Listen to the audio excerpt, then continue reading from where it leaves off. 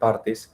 Y entonces, a ver, voy a tratar de ver las partes más resaltantes y las partes que les van a ser útiles tanto a los que están en de repente primer año como a los que están en tercero.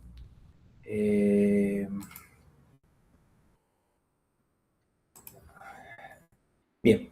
Dentro del carcinoma urotelial, ya la parte, digamos, maligna, ¿no? Tenemos que es el 10º a nivel mundial, no es tan poco frecuente. Sí predomina en la parte masculina, ¿no? Y bueno, cuando hablamos de carcinoma urotelial, hablamos de neoplasias, pues, del tracto urotelial, ¿no? Entonces, desde los cálices renales hasta la uretra, ¿no? Hasta parte de la uretra, podemos tener todas las neoplasias, tanto benignas que vimos en la anterior revocación, como las que vamos a ver ahora, la contraparte maligna, ¿no? ¿Cuáles son los desafíos? O sea, va pasando el tiempo, vamos viendo, ¿no? Van cambiando los criterios, se van logrando haciendo más estudios, se va afinando, digamos, lo que, como en todas las neoplasias, ¿no? ¿Cuál es el límite? ¿Cuáles son malignas? ¿Cuáles se portan de una? ¿Cuáles son mayormente los índices, sobre todo, ¿no? En patología o en las neoplasias en general de recurrencia, ¿no? De progresión. Entonces, eso ha llevado sobre todo que haya muchos cambios a nivel de lo que es la graduación, ¿no? Del carcinoma urotelial, ¿no? Sobre todo de la parte, digamos, sobre todo la parte no invasiva, porque ahí va a ser la parte en que quizás haya que requiera un alto grado, ¿no? Requiera un mayor vigilancia que una neoplasia, por ejemplo, de bajo grado, ¿no? Entonces, los desafíos sí siguen, o sea, casi todos los años se publican, ¿no? Nuevas propuestas, ¿no? Para incluso modificar un poco la actual manera de graduar, ¿no? La que salió en el último libro azul de la OMS. Y muchos de estos propósitos, o sea, uno de los mayores propósitos es la subclasificación, ¿no? Del carcinoma urotelial de alto grado. O sea, ya nosotros vemos algunos cambios que vamos a ver más adelante en un carcinoma urotelial de alto grado, o sea, de un papilar sobre todo, ¿no? El no invasivo. Y vamos tal vez a distinguir entre alto y bajo grado. No, pero lo que se tiende es decir, cuando es malo, o sea, cuando es alto grado, cuán malo puede ser, ¿no? O sea, entonces, quizás incluso, no sé cuándo saldrá el nuevo libro azul, pero quizás haya novedades en el libro azul, porque cada vez son más las personas que quieren ya pasar a un sistema, ¿no? Que haya, si bien un alto y bajo grado, pero haya los dos, o sea, en el alto grado haya como se ve en el carcinoma de cuello uterino, ¿no? En la clasificación de la neoplasia intracelular, ¿no? Tenemos NIC2, NIC3, algo parecido es lo que se pretende finalmente hacer a nivel de urotelio, pero con sus diferencias. Bien. Cuando tenemos ya unas lesiones, ¿no? A nivel de la vejiga, y ya vemos que ya excede lo que hemos visto en la anterior sesión, vamos a ver que vamos a tener ya algo que ya le vamos a poder llamar de repente un tumor, ¿no? Sin ninguna molestia, o tal vez hasta un carcinoma. Entonces, una de las primeras aproximaciones que tenemos que hacer es que si la lesión tiene papilas o son lesiones planas, ¿no? Primero veremos las planas, ¿no? Entonces, en las planas, la semana pasada nos quedamos en lo que era la hiperplasia urotelial. Veíamos esta imagen, ¿no? Una imagen de un epitelio hiperplásico, ¿no? Un epitelio urotelial hiperplásico, ¿no? Que incluso podía tener algunos plegamientos. Entonces, si es que nosotros ya comenzamos a ver que esta mucosa es muy grande, o sea, que ya está pasando las 7 capas de lo que es el urotelio, digamos, normal, ¿no? Entonces, a pesar de que no tiene atipia, nosotros ya le podemos llamar de distintas maneras. Hasta en esta parte, como es una parte un poco, digamos, limítrofe, ¿no? Entonces todavía también hay distintas maneras que de todas maneras están aceptadas, ¿no? Ya sea de la Sociedad Internacional, ¿no? De Urología Patológica o de la GUPS, que es la otra gran organización, ¿no? De la Sociedad, ¿no? De Patología Geniturinaria. Ya ellos como que quieren ver los nombres, pero al final quizás dejémoslo en que son proliferaciones, ¿no? Que a pesar de que no tienen atipia, son demasiado amplias. Entonces, ¿qué se ha visto con estas lesiones? Estas lesiones se ha visto que el asunto está en que estas lesiones o pueden estar, o sea, al lado quizás de una lesión que ya puede ser denominada como una neoplasia urotelial, ¿no? O quizás a veces pueden ser, ¿no? Procesos reactivos, ¿no? Entonces, si es que no va a sacar alguno de estos diagnósticos o ponerle, porque uno ve primero un epitelio engrosado, ¿no? Y no llega, o sea, por más que uno le haga un poco más de cortes, lo vea, trate de, incluso con los más cortes, tratar de una orientación más adecuada, sigue siendo un epitelio engrosado, pero digamos que no le vemos mucha tipia, no, y no hay o no le vemos atipia y no hay papilas. Entonces, lo que hacemos, una de las propuestas, ¿no? Y que se utiliza sobre todo a nivel del ISUP, ¿no? Es la proliferación urotelial de potencial maligno incierto. O sea, ustedes están diciendo que, bueno, el urotelio está aumentado, es una lesión generalmente plana, pero no hay una tipia suficiente, no hay un criterio histológico suficiente como para denominarlo como una neoplasia. El único criterio que tenemos para esto es el engrosamiento, ¿no? Bueno, y un criterio, digamos, o sea, de más que nada como una negación es que no hay atipio, ¿no? Sin embargo, por la parte de la sociedad de patología, ¿no? De geniturinaria, ¿no? Ellos más bien, más que decirle ese nombre tan largo, ¿no? Como era la proliferación urotelial de potencial maligno incierto, ellos sencillamente proponen que se les ponga lesión urotelial proliferativa, ¿no? Ahí sí denominan que tiene que tener más de 9 capas, puede que haya un poquito, o sea, se note una celularidad más amplia, lo cual de todas maneras es algo que puede llegar a ser un cierto punto subjetivo, ¿no? Pero sí, no tiene que haber atipia, ¿no? Al menos no nada de hipercromasia, nada de núcleos grandes, ¿no?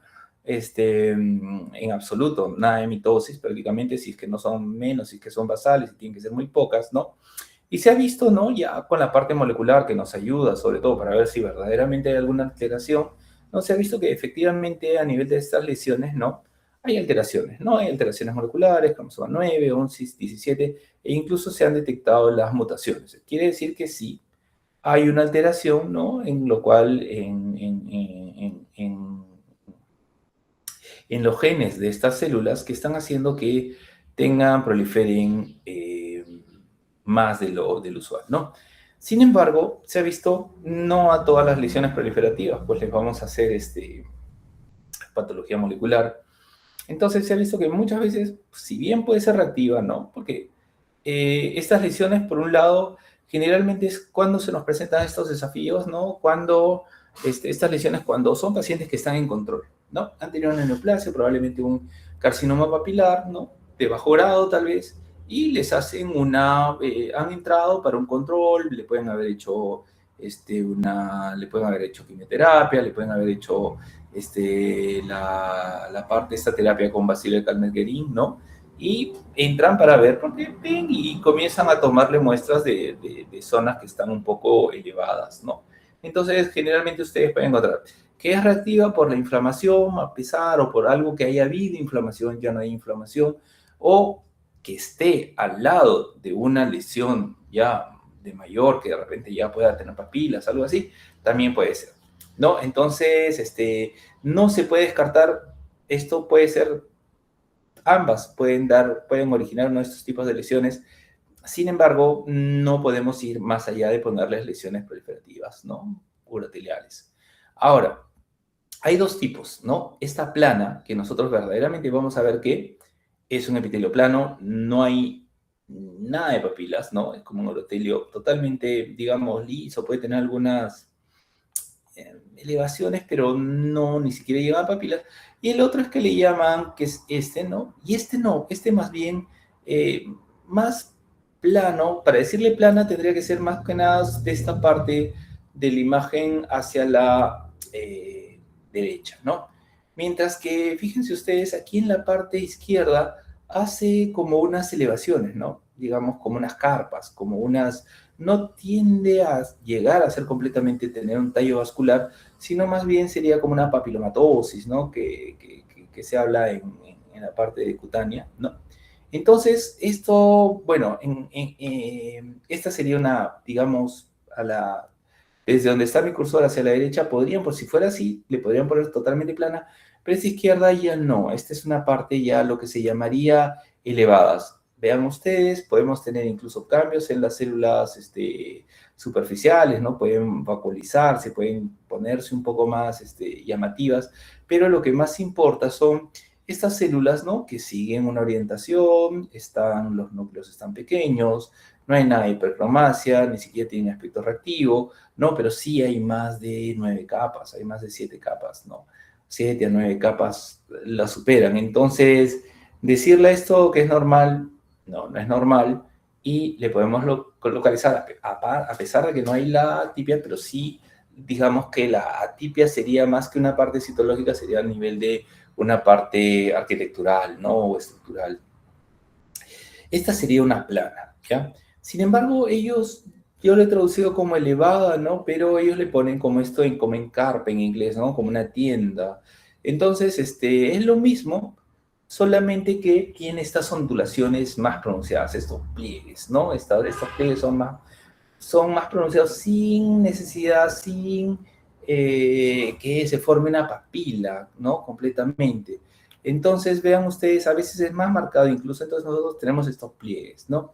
Sí, puede que haya un vaso, pero hay vasos, serían los vasos que, como quien dicen, al elevar, como que traccionan un poco lo que son los vasos, pero no hay pues un tallo vascular bien marcado.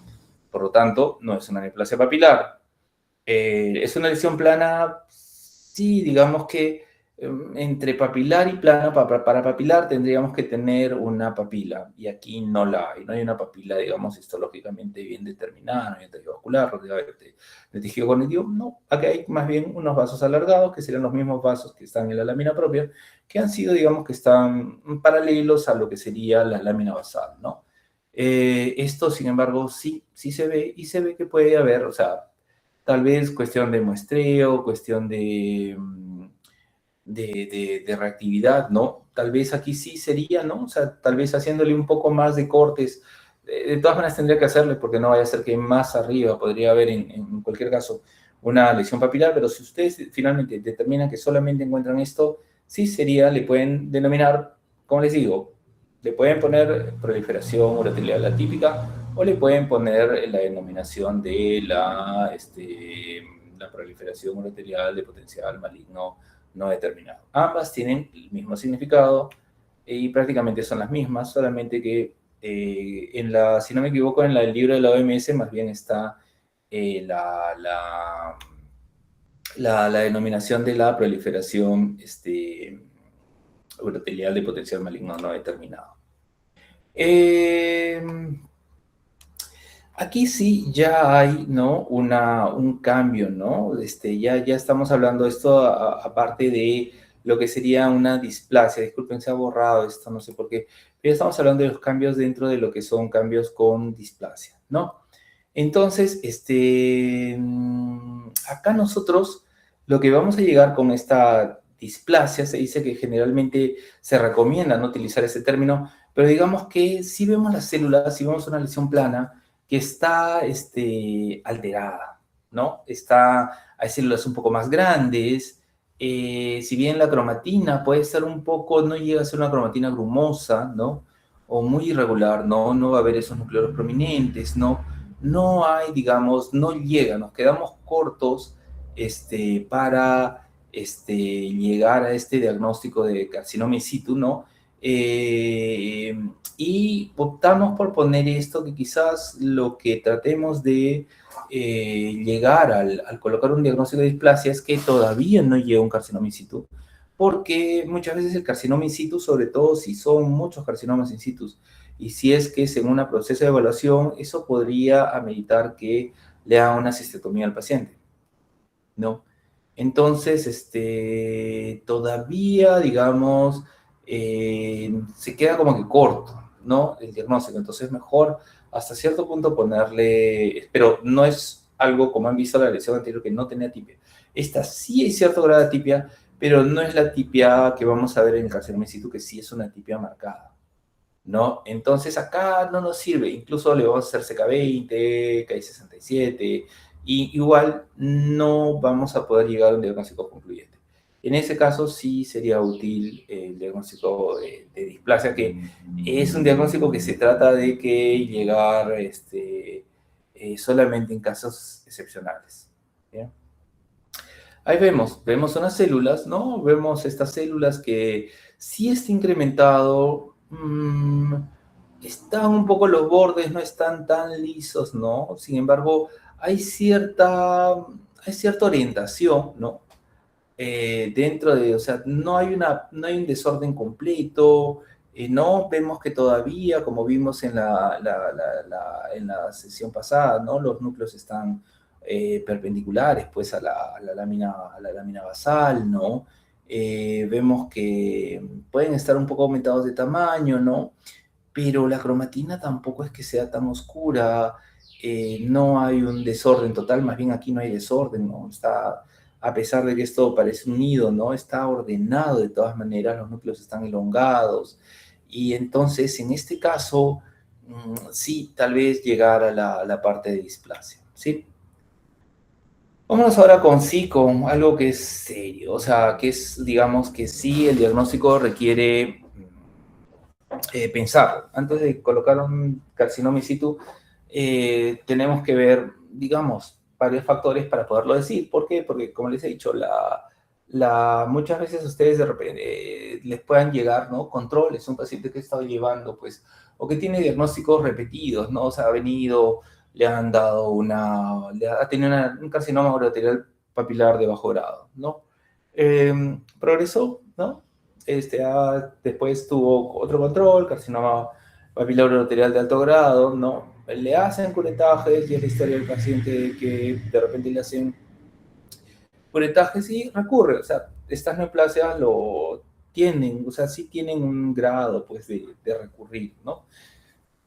Entonces, van sacándoles y de repente le sacan varias muestras, no le van a llegar solamente un curetaje, sino van a ver después de probablemente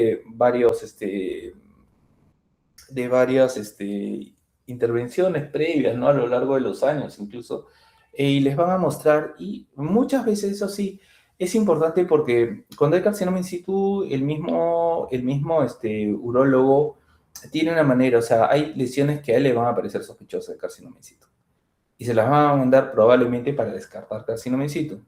Entonces ahí van a tener ustedes que apoyarse también un poco en la clínica, ¿no? Esta sí es una lesión directamente de alto grado. Aquí no hay que bajo grado, digamos, o sea, ya esto es una amenaza, ¿no? Es como que ustedes de repente pudieran diagnosticar, ¿no? Una neoplasia en cervix de alto grado, ¿no? O sea, ya implica una terapia quirúrgica, hay un alto grado, además, esto ya nos dice que el riesgo de progresión, ¿no? De que hay una ruptura de la membrana basal y que ya invada, de todas maneras, es más alto, ¿no? Que otro, ¿no? Y es una lesión biológica, ¿no? O sea, como les digo, y es una amenaza, o sea, es verdaderamente algo que está amenazando, que va a invadir, ¿no? Hay una buena probabilidad de que ya se vuelva invasivo, ¿no? De que rompa la membrana basal, y terapéuticamente crítica porque ya no, o sea, ya considerar de repente solamente un curetaje, considerar un tratamiento o algo, quizás sobre todo si son múltiples, tal vez la elección que tengan que hacer es proceder a una resección quirúrgica de la vejiga, ¿no? Puede ser unifocal o multifocal, como les digo, puede haber varias lesiones y les van a mandar varias muestras, ¿no? Y pueden ser pequeñas o extensas. Ya dependiendo, pues, de cuán extensa sea, ya será la decisión terapéutica, ¿no? Correspondida, ¿no? Y lo que es diagnóstico acá sí son lesiones planas, ¿no? Entonces acá sí nos vamos a fijar, casi va a ser, nuestros principales criterios van a ser los citonucleares, ¿no? O sea, de los núcleos vamos a tener que ver, ¿no? Y los hallazgos tienen que ser, ¿no? Interpretados, pues, en el contexto morfológico, ¿no? Algo importante es que, bueno, sobre todo a pesar de que son lesiones más en hombres, pero en las lesiones en mujeres no se puede dar una metaplasia escamosa. Pero siempre que hay una metaplasia escamosa, las metaplasias escamosas en el sexo femenino no tienen que tener queratinización. En ninguno, ni en el masculino ni en el femenino. Si ya tienen queratinización, ya esto es un signo de que eso está yendo mal, ¿ya? Pueden tener características glandulares, es muy raro, pero podrían tenerlas ya, eso, pero más que nada, a pesar de, en el caso de las glandulares, podría ser una cistitis quística, ¿no? Como vimos la anterior vez, o sea, ahí sí tienen que apoyarse en la parte citonuclear, ¿no? Muchos patrones, ¿no? O sea, ustedes vean, podemos tener unas células grandes, muy plomórficas, todo está lleno de las células, ¿no? Todo es una cosa, es como, digamos, como un NIC3, el NIC3 es más feo, un carcinoma in situ de cuello uterino, ¿no? Porque es lo que más frecuente vemos, por eso les pongo el ejemplo. Pueden tener unas células grandes que no sean plomórficas, pero son unos grandes, con bastante nucleolo, con cromatina grumosa. Igual, no es así el epitelio, ¿no? Epitelial. Luego pueden ser células pequeñas, pero con una cromatina muy fea, ¿no? Con una cromatina muy grumosa, muy oscura, hipercromática, ¿no? Y uno que es un poco peligroso, vamos a ver algunas imágenes, es este llamado el clinging, ¿no? El clinging, lo que tiene el carcinoma urotelial, a veces sobre todo el carcinoma in situ, es a exfoliarse, ¿no? Las células comienzan a salirse, a flotar. Entonces, muchas veces nosotros, sobre todo cuando tengamos una muestra que tenga una muestra que sea un urotelio desepitelizado, ¿no? Ustedes les llega la muestra y no ven prácticamente urotelio o ven una celulita solamente, ¿no? Antes de sacarlo como muestra caracterizada o cistitis, ¿no? Con epitelio con muestra parcialmente o completamente desepitelizada, fíjense de todas maneras en las células. Y esas células, que si es que quedan algunas células, fíjense que de todas maneras esas células, en los núcleos no sean tan, digamos, llamativos, ¿ya? Otra cosa que pueden hacer es, puede entrar, las células pueden tener también un patrón payetoide, ¿no? Podemos ver un epitelio generalmente hasta con células superficiales, ¿no? Pero tenemos células anormales, unas células excesivamente grandes entre el urotelio normal, y eso también es una parte de es carcinoma in situ. Y por otro lado podemos ver un epitelio, pero podemos ver que por debajo de un urotelio se está, como quien dicen, el epitelio, el neoplásico está elevando, está yendo de abajo para arriba, pero es carcinoma in situ. O sea, aquí no necesitan, digamos, comparándolo con cervix, ¿no? Aquí no necesitan ustedes que todo el epitelio esté, que todo esté lleno, que todo el espesor. No, acá la presencia de estas células grandes y estas células anormales ya nos llevan a un diagnóstico de carcinoma in situ. Vamos a ver algunos ejemplos aquí con algunas imágenes, ¿no? Entonces, por ejemplo, acá sí hay un desorden, ¿no? Son células grandes, pleomórficas, con nucleolos, ¿no? Hay un tremendo desorden, entonces acá, y, ojo, no hay papilas, ¿ya? O sea, no, esto estamos hablando, recuerden, estamos hablando de lesiones, no planas, ¿ya? Porque incluso este carcinoma, o sea, el carcinoma in situ, tiene un mayor poder, digamos, una mayor representatividad en cuanto a la terapéutica y todo que un carcinoma papilar de alto grado. O sea, este es mucho más peligroso. Tiene, como les he mostrado en la anterior muestra, biológicamente, terapéuticamente, es más crítico que el otro, ya que su contraparte papilar, por decirlo de algún lado. Entonces, si ven este pleomorfismo, tienen que ver también que no estén viendo una papila, ¿no? Si ven una papila, cambia, ¿ok? Entonces, los criterios, ¿no? Tenemos que ver, si bien esas células, tenemos que ver que las células sean más grandes que una célula urotelial, ¿no? O sea, tienen que ser 5 o 6 veces.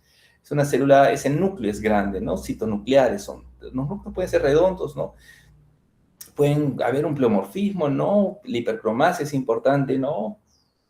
Pueden tener múltiples nucleolos y dentro de todo tiene que haber una pérdida de la polaridad, ¿no? O sea, ya sea en una u otra manera, quizás no podemos ver este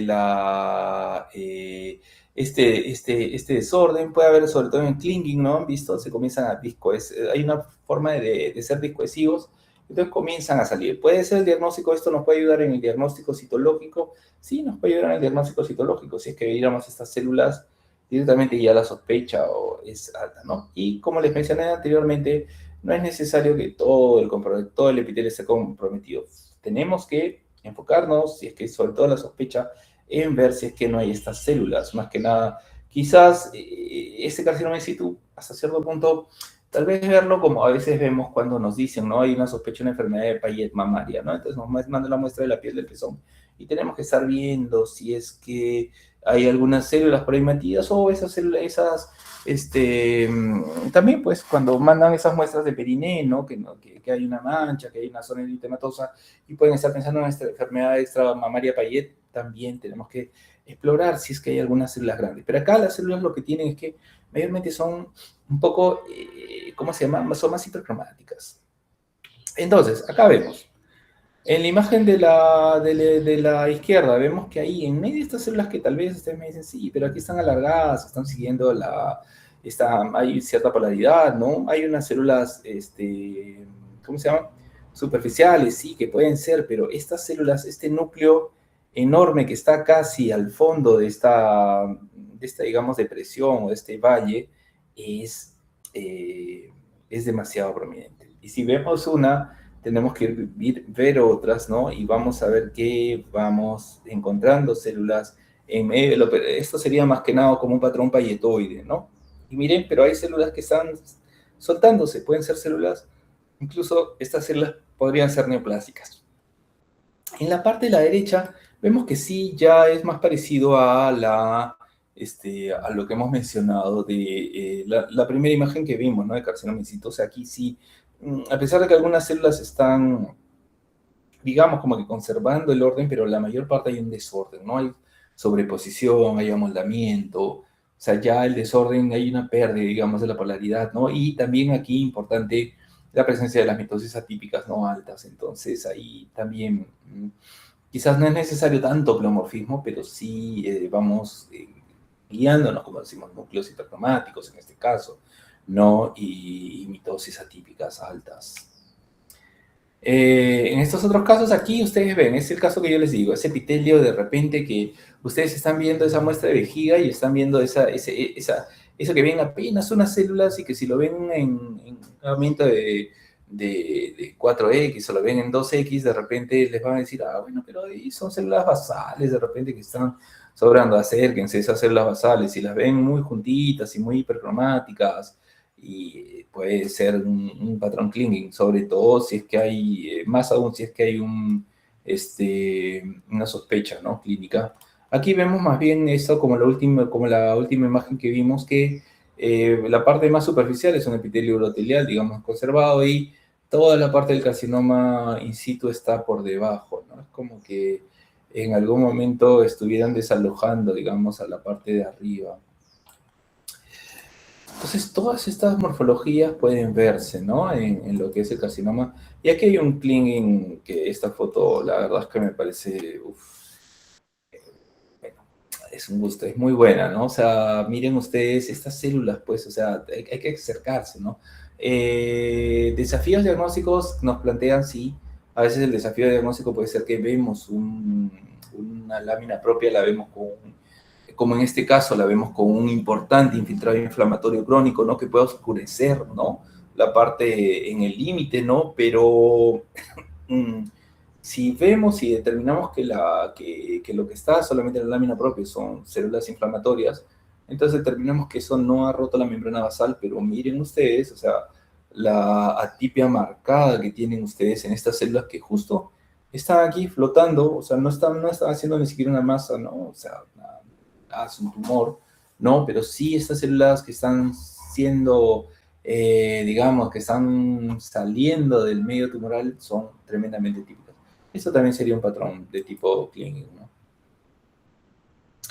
Vamos ahora con la otra parte, vamos con la parte de las lesiones papilares, ¿no? Que son las, digamos que son las más frecuentes, las que comúnmente entra el urólogo, ¿no?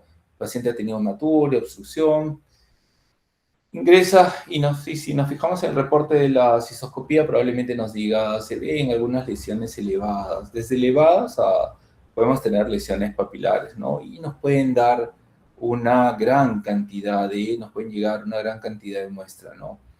En este caso, el límite, si bien hay proporciones que se recomienda sacar en RTUs muy abundantes, sin embargo, siempre, si hay duda, traten de meter la mayor cantidad del tejido, ¿ya? Entonces es mejor pasarse un buen rato mirando que se pase algún detalle que no deseemos, o sea, que nos puede ser de utilidad, sobre todo.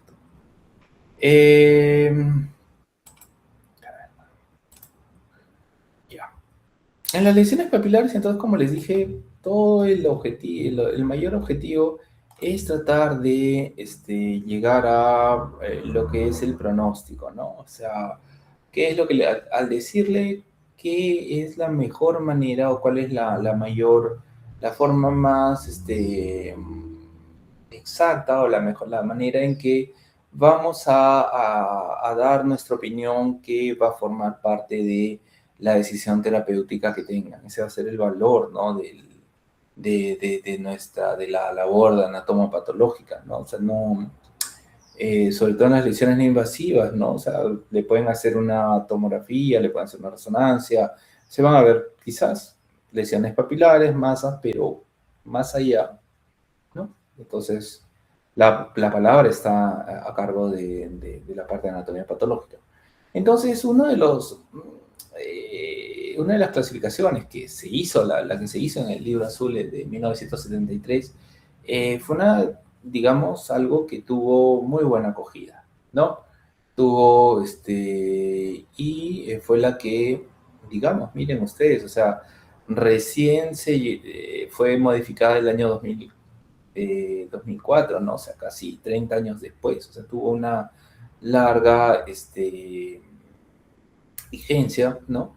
Entonces ahí ya es en el año 99, ¿no? Disculpen, creo que exageré un poco con la duración, pero es en el año 99 que se ingresa, vamos a verlo más adelante, ¿no? De esta proliferación urotelial, ¿no? De potencial maligno no determinado, ¿no? ¿No? Y del PULP, y ya entra y sencillamente en 2004 ya se determina que solamente hay lesiones de alto grado, de bajo grado ya hay una lesión que disculpen, es neoplasia urotelar papilar de bajo potencial maligno, ¿no? Entonces, hay un bajo grado, pero digamos que hay algo que no le dicen tumor, no le dicen lesión, sino sencillamente, no, neoplasia urotelial papilar, ¿no? O sea, no se le pone, y uno de los grandes, argumentos, ¿no? A favor de ponerle, mira qué bueno que tal vez esta no representaba, tenía probablemente menos recurrencia, era menos inofensiva, entonces ponerle ya carcinoma era una exageración, ¿no? Entonces ha durado, ¿no? Esta parte de lo que se establece, ¿no? Cuando llegó esta neoplasia uroterial papilar de bajo potencial maligno, permanece hasta ahora, ¿no? Sin embargo, esta clasificación, ¿no? Hay una tendencia quizás, por un lado, en lo que se tiende ahora, muchas partes, sobre todo lo de los subes, es hacer el que vemos aquí, el cuarto, ¿no? Esa clasificación en tres categorías híbridas, ¿no? Entonces ahí sí tendríamos ya directamente la neoplasia urotelial papilar pasaría a ser, ¿no? Dentro del espectro de los de bajo grado, y tendríamos sí una diferencia entre una neoplasia de alto grado, digamos, 2, ¿no? Y una neoplasia de alto grado 3, ¿no? Hay incluso quizás hasta más atrevidos que nos van a proponer una clasificación en 4, pero ya digamos que la que está teniendo mucha fuerza últimamente y probablemente cuando salga el siguiente libro de la OMS, ¿no? Va a ser, yo creo, es una opinión, de repente sigue el actual, pero está haciendo, como dicen, mucho ruido, lo cual me parece bien, porque seguramente van a justificarlo de una manera adecuada. Entonces, comenzando por el 98, 2016, a través de los años, hasta la del 2022, la neoplasia uroterial papilar de bajo potencial de malignidad, ¿no? Sigue presente, ¿no? Y de ahí solamente 2 grados, bajo grado y alto grado. Los argumentos que eran era que el mayor número de grados alteraría, ¿no?, la reproducibilidad, o sea, habría más discordancia entre patólogos, incluso dentro de las mismas opiniones de mismos patólogos, ¿no? Y que las que tienen 3 o 4 grados no orientarían los tratamientos, ¿no? Y bueno, muchos dicen que 2 grados tendrían una justificación molecular. Vamos a hablar un poco de la neoplasia papilar, disculpen, es urotelial, uno de estos de bajo potencial maligna, ya. Fue introducido ya, entró con fuerza en 2004, ¿no? Sin embargo, siempre ha sido controversial. Ya, digamos que los puntos, lo que lo justifican era que iba a haber un incremento, digamos, es más o menos como lo que hemos visto con la tipia urotelial, ¿no? O sea, muy poca en las lesiones planas, ¿no? O sea, no hay atipia o es una atipia mínima, ¿no? Hay un incremento en el espesor epitelial y hay unas mitosis basales raras. Pero sus grandes problemas era que no había mucha reproducibilidad entre los patólogos, no. O sea, había mucha mezcla entre lo que se diagnosticaba y algunos decían que era una de estos tipos de neoplasia, ¿no? Y otros decían que ya directamente era un carcinoma de bajo grado, ¿no? Y después se vio que, bueno, se alargaron los estudios a través de todos estos años, ¿no? Y se ha visto que finalmente recurre igual que una lesión de bajo grado, ¿no? Tiene índices de progresión que una lesión de bajo grado, ¿no? Y el perfil molecular del carcinoma papilar de bajo grado, es parecido, o sea, habían diferencias mínimas. Entonces, si es que va a tener un curso más o menos parecido, ¿por qué no eh, juntarlos? O sea, ¿por qué tiene que diferenciarse una neoplasia que digamos que al final es casi igualita al carcinoma de bajo grado, ¿no? Entonces, muchos dijeron que aquí los defensores de este tipo de neoplasia decían que era sobre todo por no poner el nombre de carcinoma, ¿no? O sea, que el nombre de carcinoma tenía una implicancia, ¿no?, psicológica, incluso en el paciente que tenía ese diagnóstico, ¿no? Y que, bien, era. Ahora, esta lesión generalmente era más utilizada, sobre todo por patólogos a nivel de Estados Unidos, ¿no?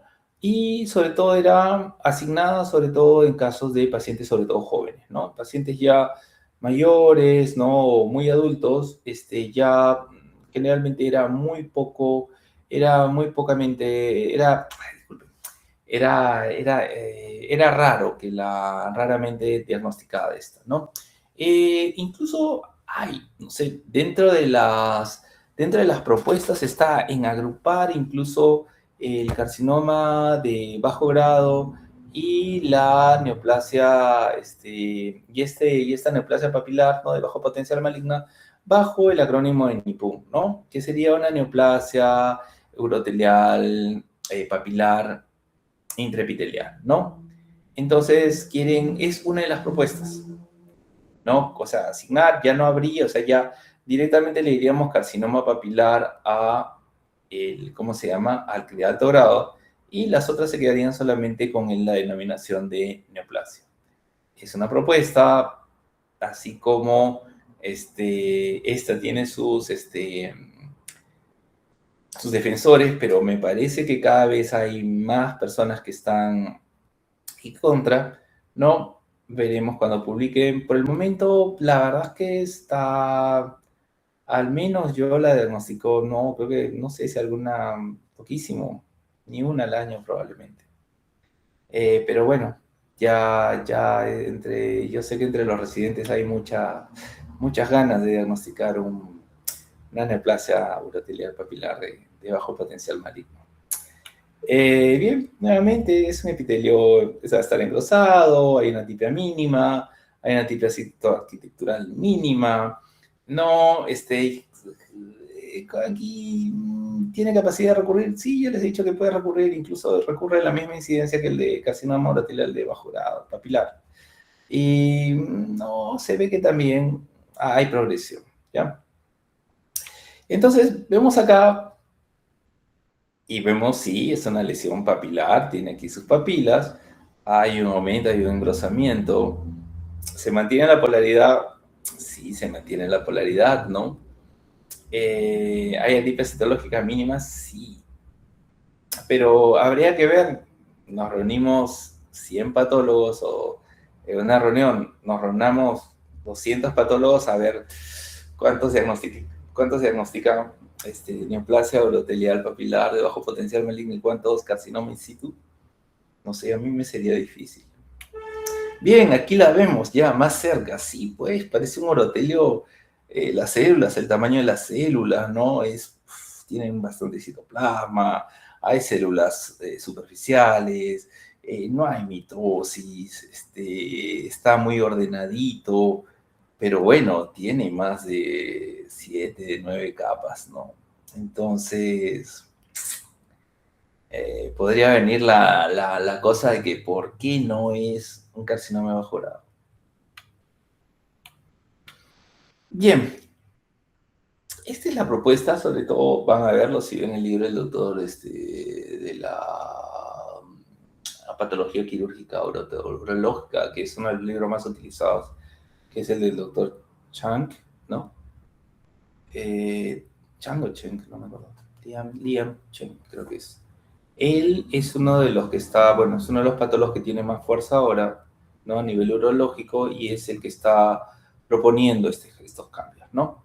Entonces, prácticamente la parte de bajo grado, incluso esto quedaría, ¿no? O sea, tanto la parte del bajo grado uno, bajo grado 2 es, digamos que es como repetir es la misma cosa de cambiarle, sería, desde mi punto de vista sería como que cambiar el nombre de la neoplasia urotelial papilar de bajo potencial maligno, del BULM a grado uno y no tiene sentido. O sea, ver pequeñas distorsiones.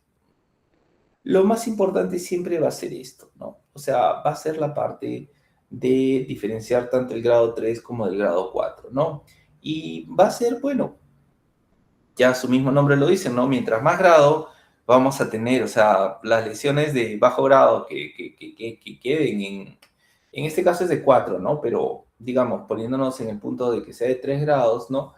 Las de grado 2, o sea, las más bajas dentro del alto grado, serían aquellas que, bueno, que pasan alto grado, ¿no? Hay una tipia moderada, ¿no? Pero si hay una tipia, hay un desorden, ¿no? Que va a obligarnos a ya no ponerle bajo grado, ¿no? Va a haber una mayor densidad, ¿no? Y la otra que va a ser la que verdaderamente nosotros cuando la vemos que verdaderamente esa arquitectura, tanto la parte citomorfológica, ¿no? Citonuclear, son núcleos grandes, desordenados, oscuros, con cromatina, una cromatina totalmente grumosa, irregular, muchos nucleolos, ¿no? Bordes irregulares muy diferenciados a la otra que digamos que si bien es alto grado, va a ser pronóstico, probablemente vaya a haber un pronóstico o sea, hay un mayor peligro con la del grado 4, sin necesidad de llegar a una cistectomía, ¿no? Pero sí va a representar. Entonces, hay toda esta parte de lo que son ¿no? Esto representaría un poco más lo que es los cambios que se han querido ir dando, ¿no? Y tenemos que ver también que Otro asunto está en la heterogeneidad, ¿no? Otra parte de la graduación, o sea, nosotros más o menos, a eso también ha sido un punto de discusión, es cuando ustedes ven y ven, ¿no? Les toca una muestra y ven que mayormente es de bajo grado, ¿no? Sobre todo ese es el punto de ¿cómo se llama? De duda siempre, ¿no? Entonces, ¿cuál es el punto de corte? Entonces, cuando tienen, sobre todo cuando es el punto de corte, cuando ustedes tienen un carcinoma que es, la mayor parte es bajo grado, y encuentran zonas que sí es alto grado, ¿no? O sea, las cortan de, obviamente, como les digo, como ya hablamos la anterior sesión, aparte, tenemos que ver que esté bien orientado también, ¿no? Y que no esté cerca del cauterio, porque el cauterio también es, no nos puede distraer y nos puede hacer que tender a aumentar el grado, ¿no? O sea, una muestra buena, vemos que verdaderamente hay una zona que es. Entonces, un tercio más o menos vamos a encontrar, o sea, no es tampoco frecuente. Entonces, ¿qué era lo que decían? En el 2004 decían que aunque tenga 1% de alto grado, era alto grado. En el 2016 se decía que tengamos que poner carcinoma uroterial de bajo grado con 30% de alto grado, ¿no? Sin embargo, en el libro de la OMS del 2022 no se vio que tenía que ser mayor o igual al 5%. Aquí también hay discusión, siguen opinando, ¿no? Siguen habiendo en las reuniones, ¿no? De las sociedades de urología, de uropatología, siguen discutiendo entre el 5 y el 10%. Pero el punto de corte actual es 5%. Ya. Entonces, si tiene menos del 5%, ahí sí le ponen carcinoma urotelial de bajo grado, no papilar urotelial de bajo grado, con 4% de porcentaje de alto grado. Aún así, aunque les parezca un poco innecesario ponerle el 4%, el 3%, eh, revisiones, ¿no? De casos, de múltiples casos, ¿no? Grandes revisiones han visto que aquellos que tienen, aunque sea un poquito de alto grado, recurren más que las que solamente es de bajo grado, ¿ya? Entonces, siempre, por el momento, tener presente ese 5%. Entonces, cuando nosotros vamos a graduar una lesión papilar, tenemos que combinar tanto la parte arquitectural como las partes citonucleares, ¿no? En cuanto a la citonuclear, tenemos que ver variación en tamaño, mayormente las de bajo grado va a ser mínima, ¿no? Variación en forma, generalmente las de bajo grado va a ser mínima, y la hipercromasia que prácticamente no va a haber. Pero vamos a ver algunos detalles cuando veamos los ejemplos, ¿ya? En las de bajo grado, vamos a ver que el núcleo generalmente va a ser oval, ¿no? Vamos a tener unos núcleos alargados, ¿no? Podemos ver un núcleo puntiforme, ¿no? La cromatina mayormente va a ser blanda, ¿no? Va a ser regular, ¿no? Y no va a haber mucho pleomorfismo, o sea, digamos el promedio entre los núcleos va a ser similar, digamos, siempre va a haber alguna pequeña diferencia, pero no va a ser significativa. Es bonito decirlo así, ¿no? En teoría, pero probablemente podríamos ver, pero esto, aunque ustedes de repente algunos lo duden, esta es una lesión que siempre la calificada como bajo grado, ¿ya? Lo que tendríamos que ver aquí, ¿qué es lo que tenemos que mantiene la polaridad? Ya que los núcleos son verticales, están perpendiculares, o sea, tenemos núcleos ovalados, no están orientados hacia de manera perpendicular a la lámina basal, ¿no? Entonces, esto sigue siendo una lesión de bajo grado. La polaridad tiene que estar conservado. Aquí la polaridad está conservada, no se están juntando los núcleos, no vemos unos núcleos de manera horizontal, incluso algunas de estas permanecen. Vemos que todavía hay capas de células superficiales, ya hay polaridad. Y los núcleos están orientados perpendicularmente a la membrana basal y las células superficiales están presentes. Esto nos ayuda en el diagnóstico de una lesión de bajo grado. La lesión de bajo grado, estas son las que siempre queremos encontrarnos, ¿no? Entonces vemos los núcleos pequeños, vemos los núcleos que están orientados, más o menos ordenados, ¿no? La mayoría alargados, ¿no? Perpendiculares a la lámina basal. Lo mismo acá, no vemos esas papilas bien marcadas y no hay nada aquí que nos llame un poco la atención. Sin embargo, bueno, pues tienen derecho, pues, no todas las lesiones han leído el libro, por lo cual podemos ver un poquito, tal vez, de pleomorfismo acá, pero de todas maneras vemos la orientación. Dos cosas. Vemos la orientación, ¿no? Vemos que la mayor parte de los núcleos son ovalados, ¿no? Y que tienen células superficiales, ¿no? Y que no hay al menos mucha hipercromasia, ¿no? Lo mismo acá. Podemos ver unos núcleos con un poco consideremos que pueden haber algunos tipos, como hablamos el sábado, hablamos de un poco de atipia degenerativa, ¿no? Podemos ver tal vez un poquito, una que otra célula que tenga una hipercromasia, pero si hay células basales y la mayor parte están bien orientadas, vemos de abajo aumento, vemos que todo mantiene un orden, o sea, como que todas las células están madurando hacia arriba, ¿no? Están siguiendo un mismo rumbo, eso nos va a favorecer la parte del bajo grado. Mientras que en las lesiones de alto grado ya vamos a ver que hay desorden, ¿no? Mayormente se dice que ya lo vemos a bajo aumento, ya lo encontramos, ¿no? Alteraciones arquitecturales, ya pues va a haber un desorden total, ¿no? O sea, ya vamos a ver núcleos unos sobre otros, ¿no? Vamos a ver núcleos más grandes, ¿no? Ya como les mencioné, aquí ya las partes, las tres indicaciones de abajo, vemos que ya los bordes vamos a tenerlos con muescas, ¿no? Vamos a tener con unos bordes como que con unas hendiduras, como si los hubieran golpeado, como si los hubieran quiñado, como hablamos coloquialmente, ¿no?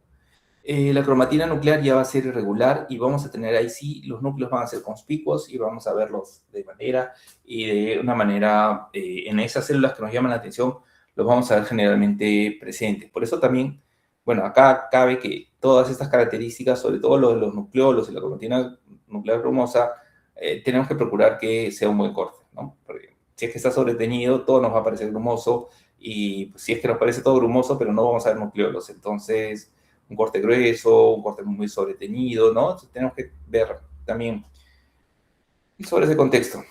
Bien, entonces acá basta decirlo, ¿no? O sea, de aquí vemos que hay un pleomorfismo marcado, ¿no? Vemos estos núcleos enormes, ¿no? Un desorden, no vemos prácticamente que haya nada, vemos la papila y el resto vemos que esas papilas están recubiertas por un epitelio un epitelio hiperplásico y un epitelio totalmente irregular, ¿no? Incluso probablemente tendríamos que ponerle, ¿no? Una lesión de alto grado, de grado 3 sería lo máximo, ¿no? Sin embargo, miren, estas dos son lesiones de alto grado, ¿no? Esta sería una G2, ¿no? En el grado de 3, ¿no?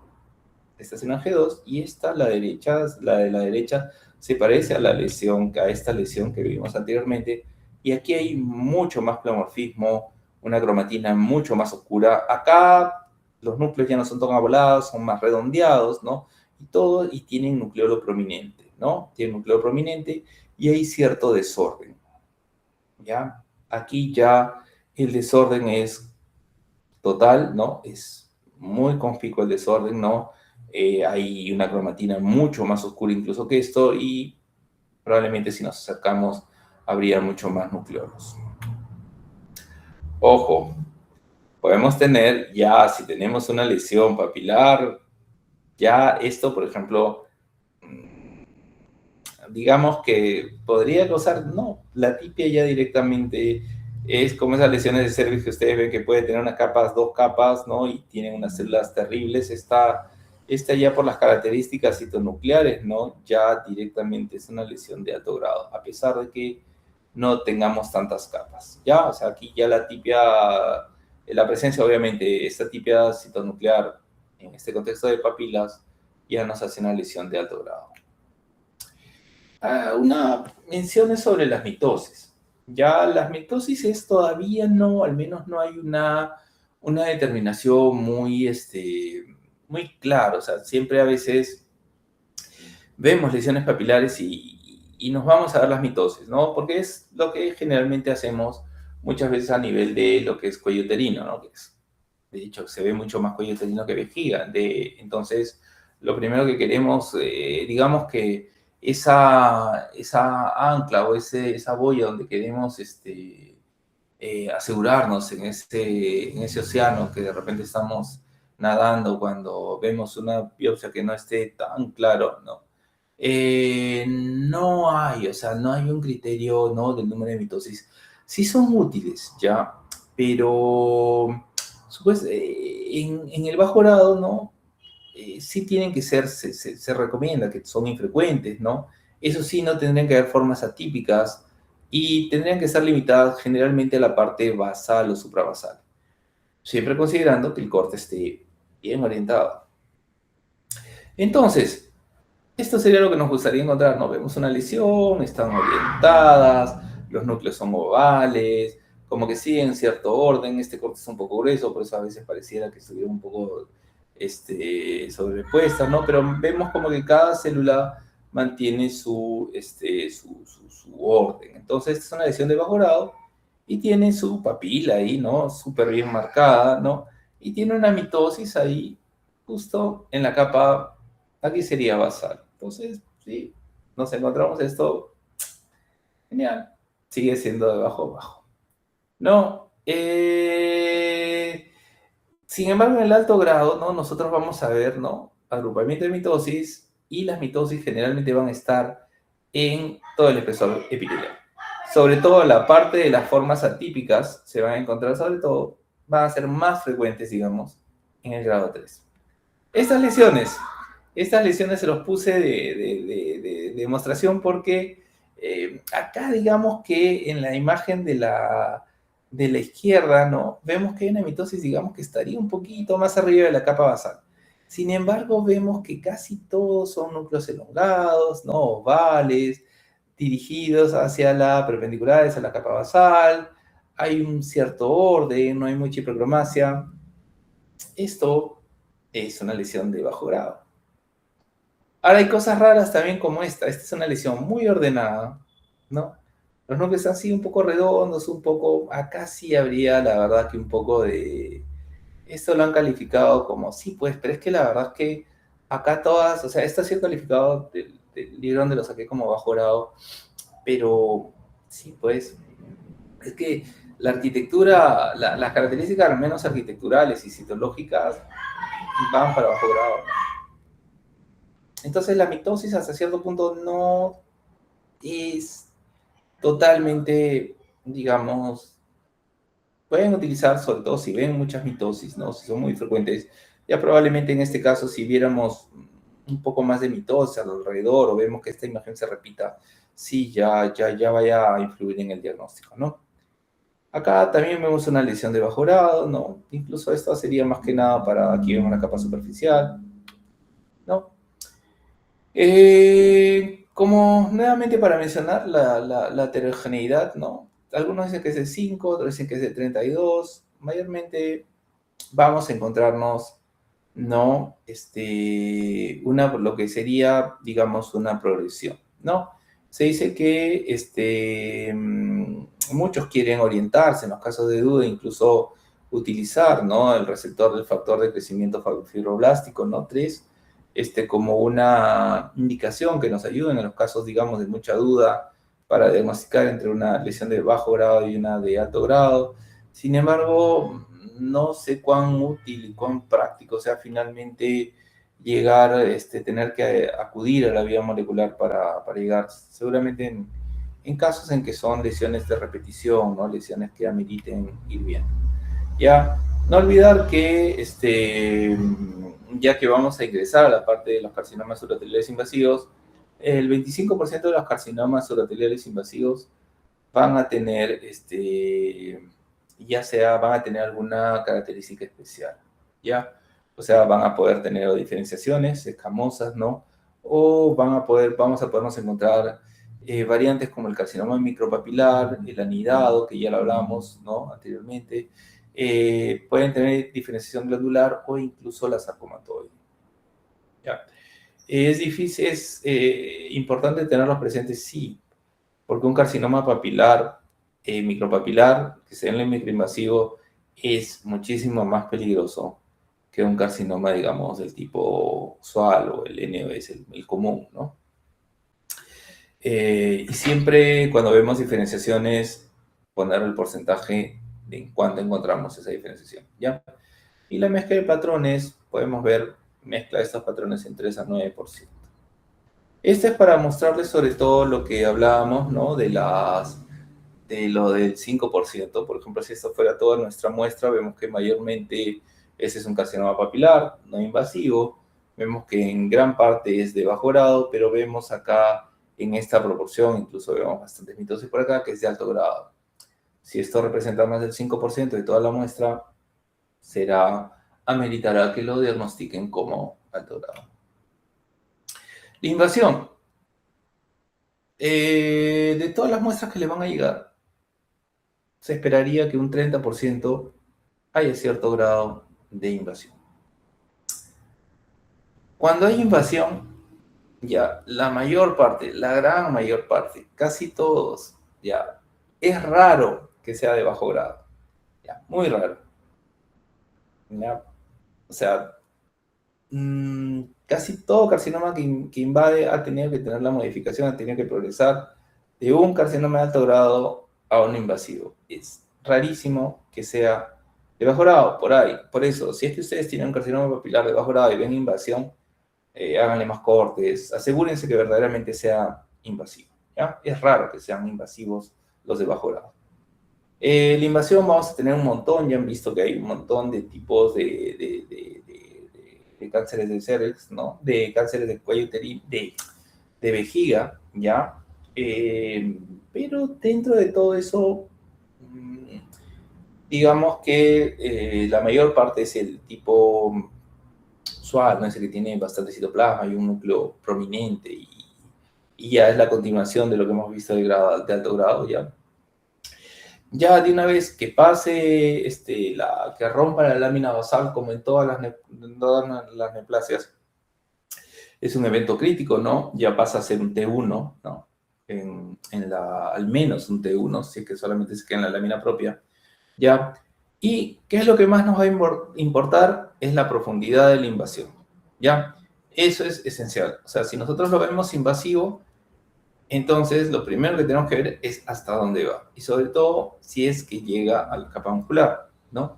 La gran diferencia, digamos, en cuanto a terapéutica es los carcinomas músculo invasivo y los no músculo invasivo, ¿ya? Los que invaden la muscular propia tienen otro tipo de pronóstico y otro tipo de tratamiento. Puede haber llegado a invadir la lámina propia e incluso pueden hacerle tratamientos, no ameritaría sacarle la vejiga.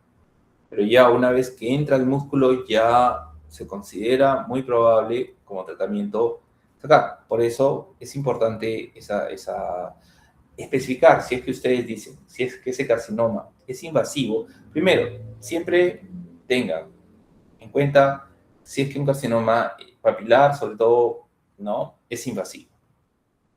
Si no están seguros que es invasivo, al menos pónganle con áreas sospechosas de invasión. Pero si no les parece invasivo, le ponen no invasivo.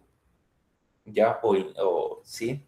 No se queden solamente en carcinoma urotelar papilar en su diagnóstico. ¿Ya? Siempre determinen, o sea, es importante que ustedes digan si es que invade poco, si es que tiene áreas de microinvasión, si es que invade ya más que la microinvasión, o si es que no invade, o si es que hay áreas sospechosas, digamos, que le hacen más cortes igualitos, sigue ahí, ¿ya? ¿Cómo vemos? Mayormente, a veces nos llegan las biopsias, ¿no? Y nos llegan unas biopsias que son láminas llenas, muchas láminas llenas de tumor papilar, ¿no? Y son láminas que hasta cierto punto a veces agotan, ¿no? Agotan ver tanta lámina, ¿no? Llena de tumor. Y a veces vemos, si no encontramos ni siquiera, no vemos papilas y no vemos una lámina propia bien, porque son tumores, muchos de estos tumores son como una coliflor, ¿no? Dentro de la vejiga y lo que hace el urólogo es tratar de sacar la mayor cantidad, pero a veces es tal cantidad el volumen de los tallos, ¿no? Y eso lo ven cuando ven las muestras ya por cistectomía, ¿no? Ven que son tan grandes que es difícil o riesgoso incluso entrar, ¿no? Dentro de llegar a la lámina propia, ¿no? Entonces, ¿qué es lo que tenemos que ver? Esto sí, a veces comparten un poco de lo que es los criterios, ¿no? Para la parte del carcinoma de cervix, ¿no? ¿No? Vamos a ver nidos irregulares dentro del estroma, ¿no? Vamos a ver, o vemos infiltración, ya que veamos infiltración de células aisladas, ¿no? A veces no nos deja ver una gran ulceración, no nos deja ver la membrana basal ausente, ¿no? Estado irregular, ¿no? Y estas proyecciones que entran como tentáculos, ¿no? Entran de una manera así sinuosa muy irregular dentro de la lámina propia, ¿no? O a veces vemos, ¿no? Que el componente invasivo, o sea, vemos un cambio, ¿no? Vemos un mayor, que aumenta el citoplasma y aumenta la parte el grado nuclear dentro del componente invasivo. Hay como que se hubiera vuelto más agresivo. Podemos ver, ¿no? Que en la invasión, ¿no? Podría haber una desmoplasia, ¿no? Incluso una esclerosis, una reacción así muy fibrótica. El artefacto de retracción que a veces se da, pero digamos, tiene que estar en el contexto con tiene que ser en contexto con que haya células o haya nidos, ¿no? O sea, si vemos algo que tiene un borde muy irregular, que se distingue muy bien de la parte entre el epitelio y la lámina propia, por más que haya retracción, hay que dudarlo, ¿no? La inflamación también ayuda, aunque han visto que en un contexto de una cistitis puede haber inflamación. El estroma mixoide podría ayudar, ¿no? Y un estroma pseudosarcomatoso, ¿no? Con mucha desmoplasia también pero son factores más que nada, reacciones, estas alteraciones a nivel del estroma tienen que ir acompañadas también, tienen que juntarse, no es una cuestión de que suman, porque incluso se dice que en algunas ocasiones, no en muchas, pero puede haber incluso una respuesta estromal ausente, ¿no? Puede darse, ¿no? Entonces acudimos a los otros criterios. Dentro de o sea, como les digo, carcinomas de bajo grado que invadan son muy, muy, muy raros, ¿ya? Pero sin embargo, podemos ver qué es lo que tenemos que ver. Tenemos que ver cuando, ¿cómo se llama? Cuando invaden. Entonces, no es lo ideal que nosotros veamos es que hay una gran invasión, ¿no? Que haya lengüetas, que sea una invasión clara y ya directamente ya si entró a lámina propia, lo siguiente que tenemos que ver es que si es que en la muestra sacaron muscular y la invadió. Pero hay, digamos que hay pequeñas invasiones que de todas maneras llegan a ser invasión, ¿no? Por ejemplo, hay algunas que van a invadir a nivel del tallo, o sea, también no solamente es que fíjense en la base, sino que dentro del tallo, dentro del estroma que está rodeando los vasos, ¿no? Si es que se mete el carcinoma, si es que ustedes ven una invasión ahí, es invasivo de todas maneras. A veces van a ver una pequeña invasión a nivel de la base, ¿no? O pueden verlo extensivo, ¿no? Por ejemplo, acá en la primera imagen ven ustedes que apenas hay unas células aquí que están ingresando y aquí también hay unas células sueltas, ¿no? Aquí también vemos unos nidos que también tienen células sueltas, ¿no?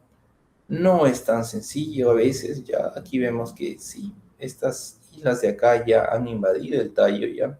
Y aquí también, dentro del tallo, vemos esta mucho más evidente, ¿no? Que se está metiendo, ¿ya? Ante las dudas, más cortes, y si no tienen la certeza directamente, no, pues mejor poner alguna nota o es no invasivo, ¿no? Ya aquí ya vemos unas islas más grandes, con retracción, ¿no? Ya algo mucho más obvio, mucho más islas, mucho más cambios, ¿no? Con inflamación, ¿no? Y vemos acá también ya una muestra que nos gustaría más, ¿no? Si vemos pequeños focos de microinvasión, ponerle focos de microinvasión. Esto sí ya es como dicen la parte más, digamos, más que hay que tener mucho más cuidado incluso que decirle que, que una biopsia, que hay invasión a la lámina propia, incluso es decirles si es que entra el músculo a la muscular propia. Recuerden que la muscular es mucosae, ¿no? Pero la característica de la muscular propia es que son haces gruesos de músculo liso.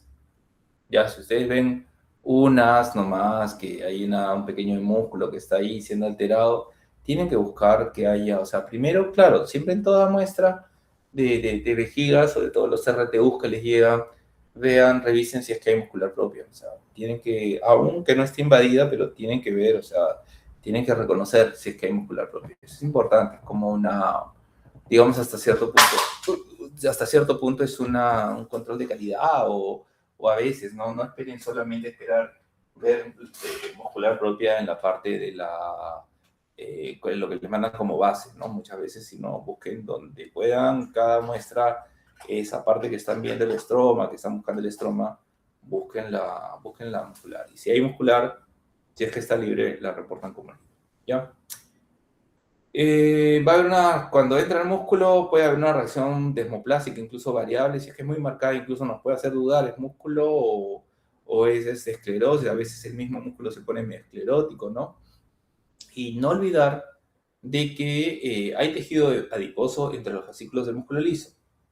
Entonces, por nada, ustedes en un RTU vayan a estar diagnosticando un T3, o sea, invasión del tejido adiposo, ni siquiera el T2 incluso se divide, ¿no? Si es que está más en la capa del músculo liso más superficiales, la muscular propia más superficial, T2A y T2B. Todas esas subclasificaciones del T2 e incluso la T3 es una clasificación que se debe, que se recomienda y que debe aplicarse en cistectomías, ¿ya? En biopsia no se subclasifica el T2. Es una recomendación, ¿ya? Y si ven adiposo, no vayan a decir, ya, ahí está el tejido adiposo. Y ya se fue más allá del músculo. No, no, mejor no. Ya que puede que sea finalmente, pero lo recomendable es que no, porque le están diciendo a ese paciente que ya se ha salido prácticamente la vejiga. Ya de por sí es difícil evaluar una infiltración de la grasa en una cistectomía, mucho más difícil a nivel de una biopsia, ¿ya? Entonces, esto es lo que nosotros queremos ver, pues siempre, ¿no? Estas fascículos, ¿no? De músculo grueso, acá, muy organizados los fascículos, y ahí en medio del infiltrando, ¿no? El músculo liso, ¿no? Y que veamos una secuencia de que la lámina propia se va metiendo directo a la muscular propia, y una muscular propia así muy marcada, uff, ya. Con eso es un T2, pues es una invasión de lámina propia y ya, pues, o sea, es tenga que, o sea, ya tal vez una de las dudas que tienen ustedes cuando comienzan a ver la biopsia, ya está, ¿no? Sin embargo, hay que ver, hay que seguir, hay que ir viendo cómo son estos fascículos, tratar de buscar los fascículos, a veces la inflamación, lo otro puede borrar, pero vemos con un poco más de detalle, tal vez son más cortes, y veamos que están entrando y que es músculo liso, ¿no? Acá a veces está la reacción desmoplásica, ¿no? Que nos impide ver, pero si seguimos un poco, podemos ver que en este caso está ingresando.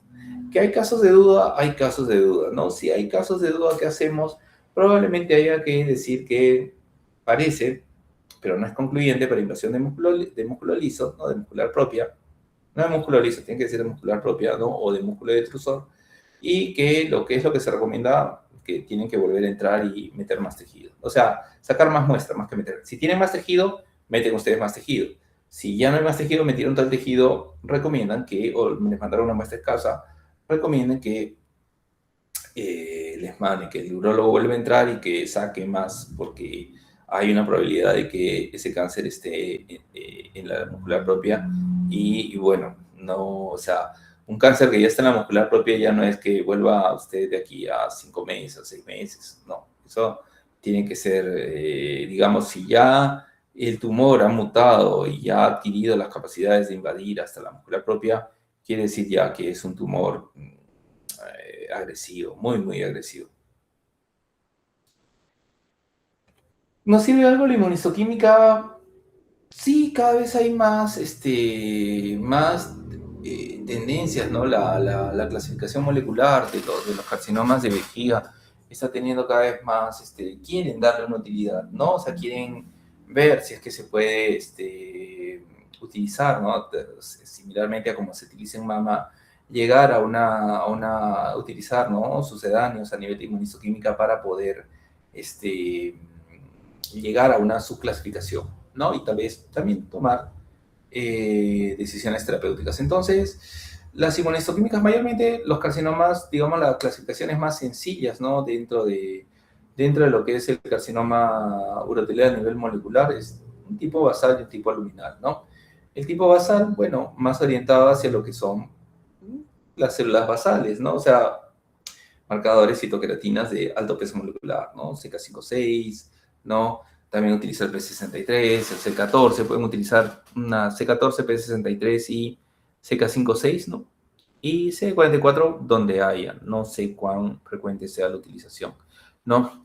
Por otro lado, le pueden hacer también pedir, si es que les pidieran, ¿ya?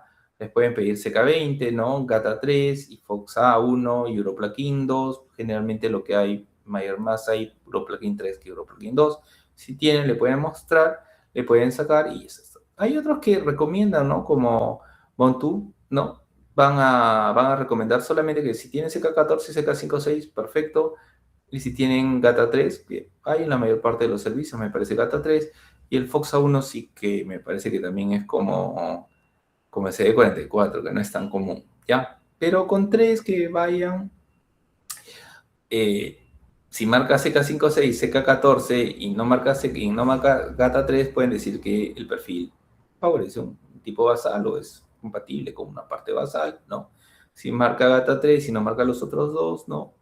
Pueden decir que tendría un fenotipo que orientaría más hacia un fenotipo luminal, ¿no? Los carcinomas basales, al igual que han visto en sus contrapartes de otras neoplasias, van a ser más oscuros, van a ser más, digamos, van a tener ese aspecto más hipercromático, ¿no? Más basófilo. Pero, de todas maneras, si les piden conocer que hay esos tipos, ¿no? No es algo de rutina, ¿no? A veces piden. Pero esto sí, ojo, es en los carcinomas. Estamos hablando ya de carcinomas musculoinvasivos. O sea, eso ya va a implicar, pues, terapia, ¿no? Terapia y probablemente quimioterapia. Entonces aquí tenemos, ¿no? O sea, tenemos las dos contrapartes. Tenemos una parte que está, disculpen, está aquí el GATA3, ¿no? Positivo, ¿no? El FOXA1 positivo, entonces esto es seroluminal. Y aquí vemos la negatividad para el CK56. Este es 1, el de arriba es 1, ¿ya?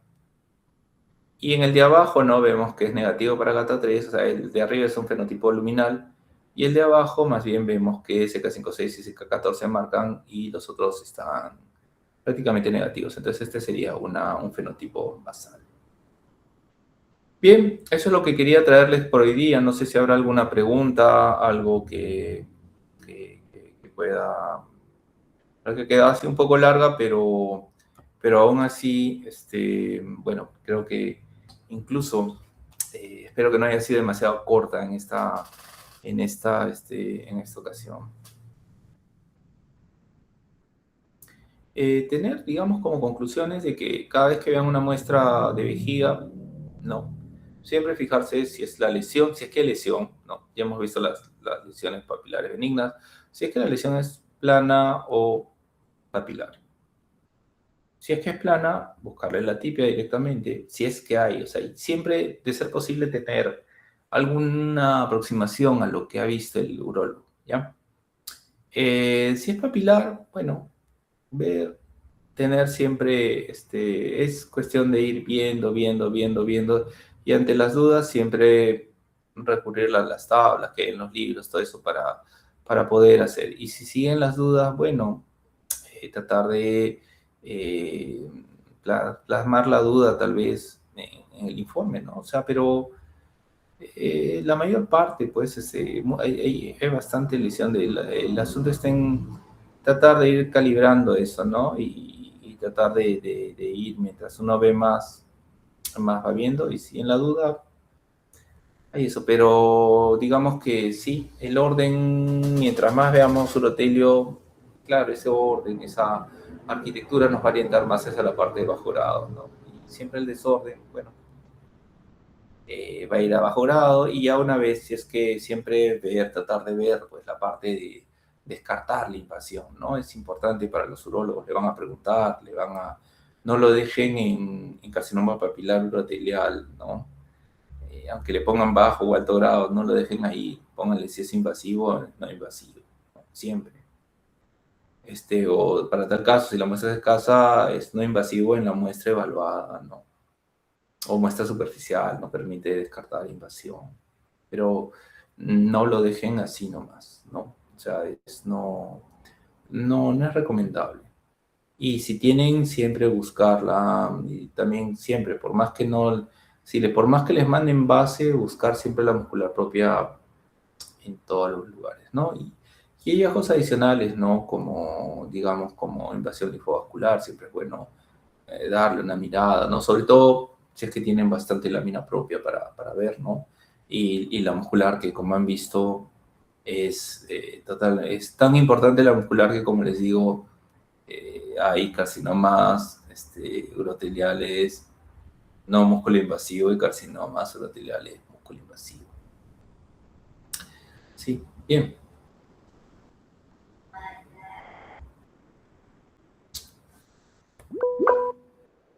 Sí, veo una... Sí, Renzo, sí. Sí, doctor, buenas noches. Buenas Gracias noches. gracias por tan didáctica exposición. Ah, gracias. Tenía una consulta. Dime. ¿El TP53 o el KI67 nos pueden ser de utilidad en caso que estemos con la duda diagnóstica de ponerle de repente displasia o lesión de comportamiento indeterminado, quizás? ¿En dónde? En el carcinoma, las lesiones planas. Ayuda un Sí, poco, ayuda, pero a veces confunde, ¿no? O sea, ¿para qué nos va a ayudar? Por ejemplo, el KI67, siempre y cuando te va a ayudar, siempre y cuando no veas tú una infiltración de linfocitos, ¿no? Si ves que está inflamada, te puede más bien llevar al desvío. O sea, siempre mira bien la lámina y el P53 ayuda, pero siempre y cuando tú lo pongas en el contexto, ¿no? Pero, o sea, las lesiones papilares no atípicas, o sea, es más que nada, recuerda por lo que dije, es más que nada una proliferación, o sea, tú ves ahí una lesión, ves una hiperplasia, ¿no? Ves más de 7, 9 capas, pero estás viendo una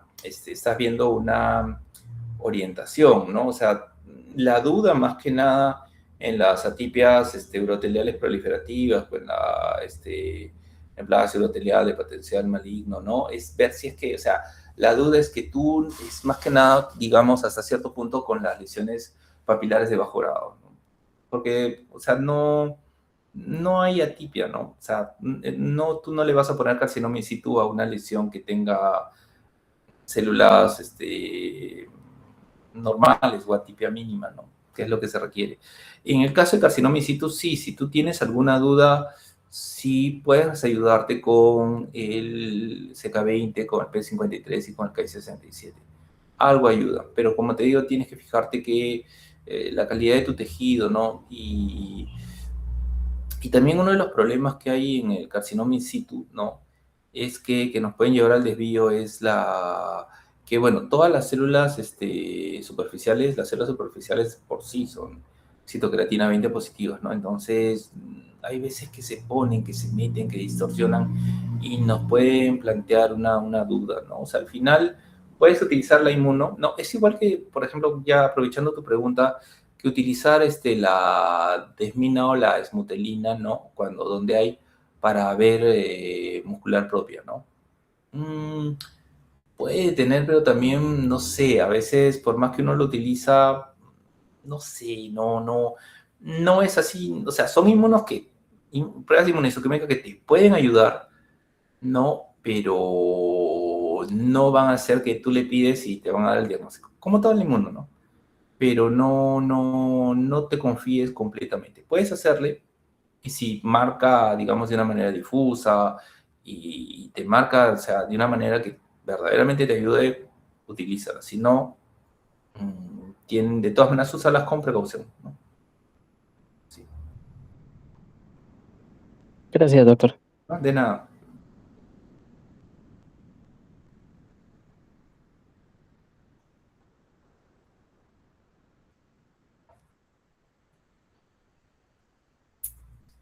Bien, gracias por su paciencia. Han sido casi 1 hora y media.